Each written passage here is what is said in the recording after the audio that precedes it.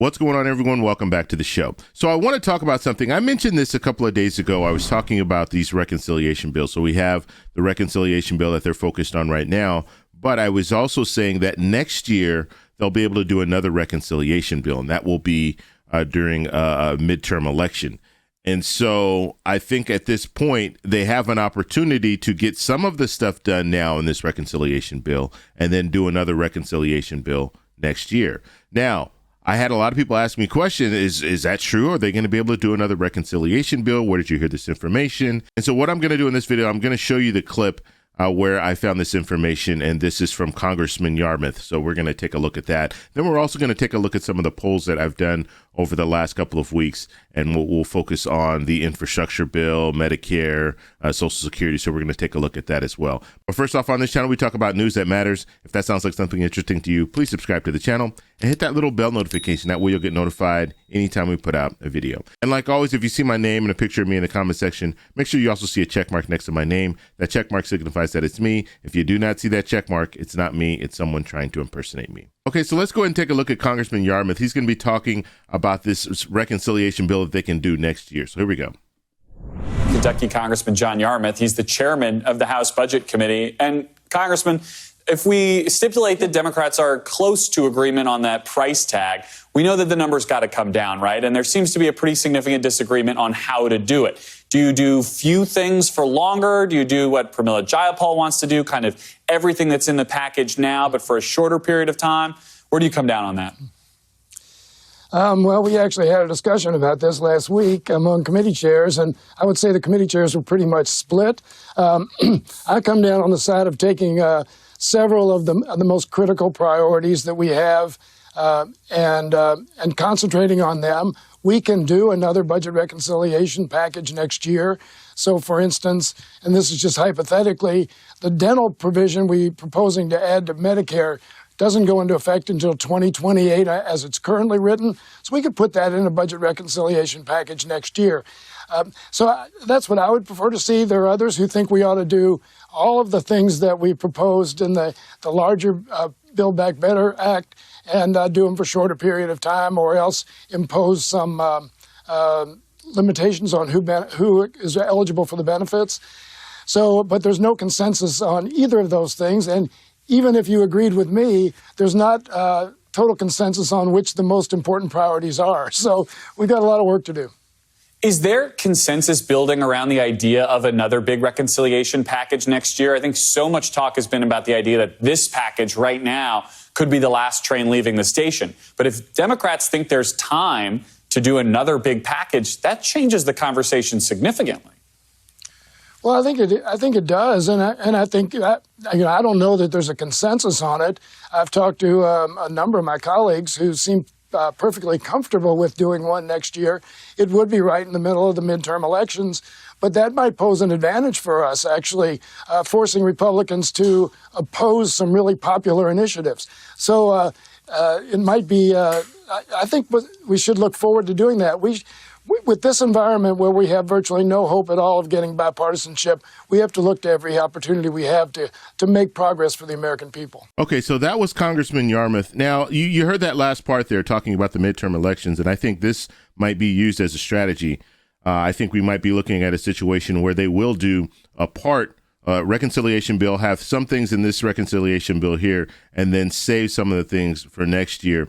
Because of that midterm election, they can really push it to Republicans and say, look, this is what we're going to do for the American people. What are you going to do for the American people? So I think that will probably be a strategy that we'll see. And so we will probably see another reconciliation bill sometime next year. So right now, the talk is about this reconciliation bill. We're still trying to get this done. I mean, we have the first infrastructure bill that's already been approved in the Senate. It's waiting in the House. They need to move on that very quickly. I think this is crucial that they move on that first infrastructure bill because we're taking too much time to work out the second infrastructure bill. So they need to move on the first, and then they also need to address the second.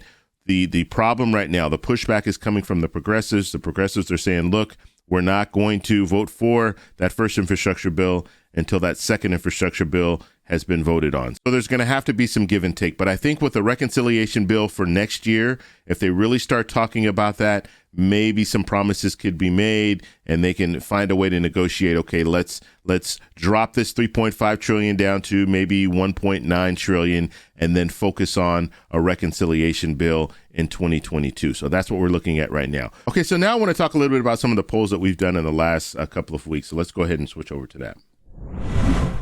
Okay, so looking at the polls, and I only did 3 polls in the last couple of weeks. I'm going to start doing at least 1 poll a day.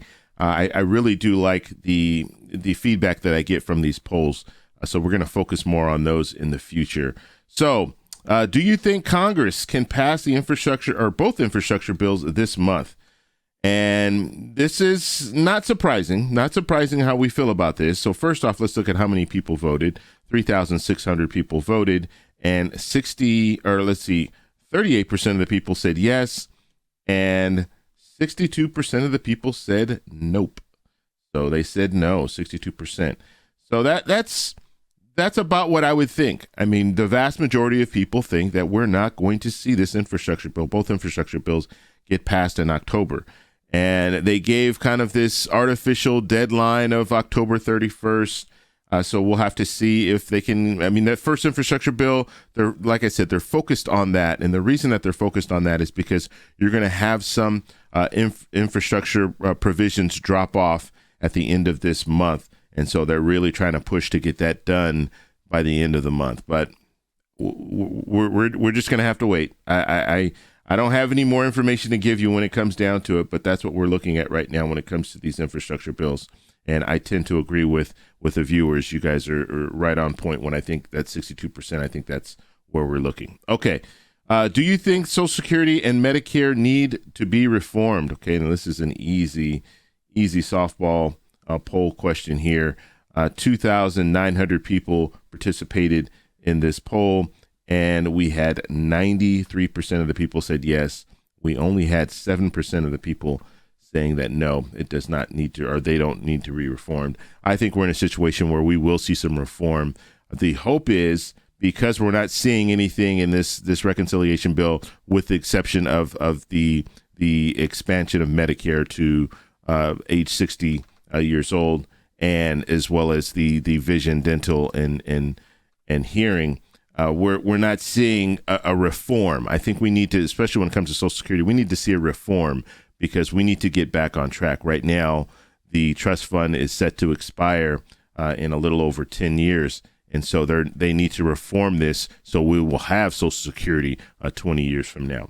Okay, so that's that poll here. Now, this last poll here is, do you think Medicare Part B will increase? Okay, my highlighter's not working for whatever reason. Let's see. Do you think Medicare Part B will increase higher than the 5.9% cost of living increase? So that's that cost of living that we just saw. And we had 1,500 people participate in this poll, and 74% of the people said yes. And we had 26% of the people said no. And that's pretty tragic, right? We're looking at a cost of living. So the COLA that we just announced a couple of days ago is 5.9%. And the premium for Medicare Part B, most people think that it's going to be higher than that 5.9%. So we're going to have to see where that goes. But obviously some reform needs to be done when it comes to Medicare Part B and premiums. And I mean, if it just keeps going up, how are people ever going to get ahead? So that's what we're looking at when it comes to the polls. So I just wanted to show you guys those. I'll be doing more polls in the future. So please participate in the polls. It does help out, and it helps me understand where you guys are coming from, as well as I like to share it with other people too once we have the polls.